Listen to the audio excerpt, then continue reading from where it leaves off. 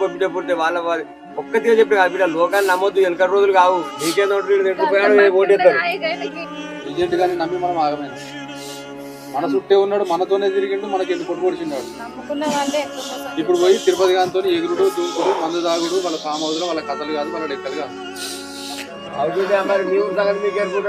ఇట్లా చేస్తావు అనుకున్నావా నువ్వు కూడా చెప్తావు కానీ అందరు మనం బట్టే ఉంటారు నువ్వు గెలుస్తావని చెప్తావు కానీ మంచిగానే వచ్చింది గుంజుకుంటా వచ్చారు 2 ఓట్లనే పాయి హిందీ విధి చేసి పడేసి మొత్తం మీద మిస్టేక్ అయింది నిదాన మాసు అన్నప్పుడే చిత్తకొచ్చినప్పుడే వాళ్ళకి మండింది అవి ఎటుపెట్టి నొడగొట్టారు అనుకున్నారు వాళ్ళు చేసే ప్రాణం వాళ్ళు చేసి రేసీలకి ఎమ్మెల్యే అంతా యామ్ ఆడినారు గీవినింగ్ ఆడినారు కథం నాశనం చేసి విడిచిపెట్టారు.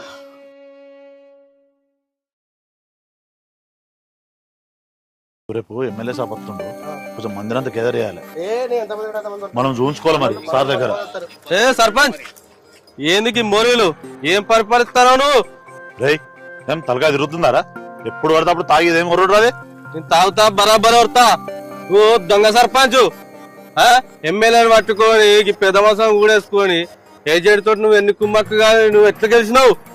కానీ మా సర్పంచ్ మాత్రం కుమారనే. రే పిచ్చి పిచ్చి వరినావు అనుకో బొక్కలు ఇరగాల పెట్టామనుకుంటున్నావు.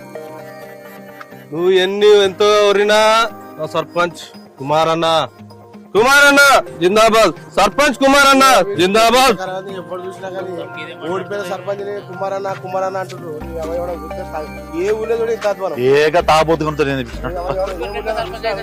ఓడిపోయిన సర్పంచ్ అవుడు ఎప్పుడు చూడ కుమార్ గారు మాట చెప్తున్నారు ఎట్లా ఊరుకుంటారు. కానీ రేపు ఎమ్మెల్యే సాబ్ వస్తుండు మనం మంది అందుకేరి మంచిగా సరేనా?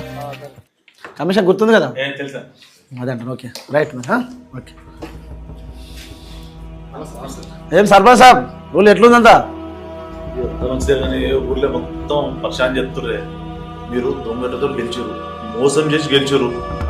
మీకు ఎమ్మెల్యే సపోర్ట్ బాగుంది, ఎమ్మెల్యేని గెలిపించిండు, దొంగోట్లు వేసి గెలిపించడానికి ఒకటే బదనామంటారు.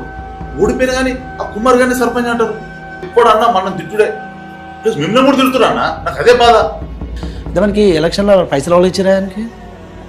ఆ శంకరేష్ రెడ్డి ఇచ్చిండు, మళ్ళీ ఇచ్చిండు, ఆ లింగన కూడా ఇచ్చిండు. వాళ్ళు ముగ్గురు ఇచ్చారని తెలిసిన.